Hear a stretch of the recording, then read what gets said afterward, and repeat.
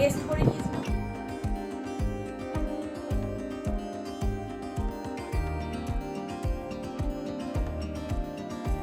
Hello বন্ধুরা, welcome to my channel.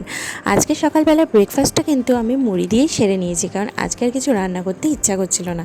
যথারীতি আমার হাজব্যান্ড খাওয়া দাওয়া করে রেডি হয়ে এখন বেরিয়ে যাচ্ছে অফিসের জন্য। আর তারপরে আমার কিন্তু আজকে অনেক কাজ আছে, সেটা তোমাদের সঙ্গে আমি অবশ্যই শেয়ার করব। বন্ধুরা, তোমাদেরকে বলছিলাম না যে আমার আজকে অনেক কাজ আছে, সেটা হচ্ছে দেখো, আজকে আমার ঘর রং হচ্ছে। আর অনেক দিন পর ভাবলাম যে ঘরটার কালারটা একটু চেঞ্জ করি, কারণ আর ভালো লাগছিল না অতটা ডিপ কালার। তো সেই কারণে বুঝতেই পারছো ঘরের মধ্যে কাজ হলে কতটা খাটনি বেড়ে যায়। সমস্ত ফার্নিচার সরানো, তারপরে এগুলো একটু পরিষ্কার পরিচ্ছন্ন করা, অনেকটা খাটনি।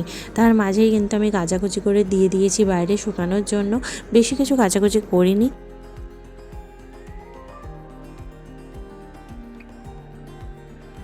আজকে লাঞ্চে রয়েছে ভাত, তেঁতো দিয়ে আলু সেদ্ধ, একটা তরকারি, তার মধ্যে চিংড়ি মাছ ছিল, আর এদিকে ডিমের ঝোল আর চাটনি।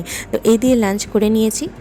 বন্ধুরা, সন্ধে হয়ে গেছে আর একটুখানি রেস্ট করে নিয়েছিলাম। খাওয়া দাওয়ার পর সন্ধেও দিয়ে নিয়েছি।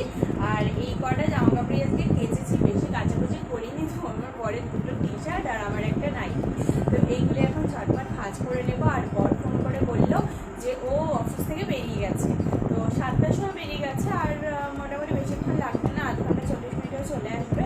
আর এদিকের ওয়ালটাও তোমাদেরকে দেখাচ্ছিলাম আমি, যে আমার ঘরে কাজ হচ্ছে, এর আগে বলেও ছিলাম।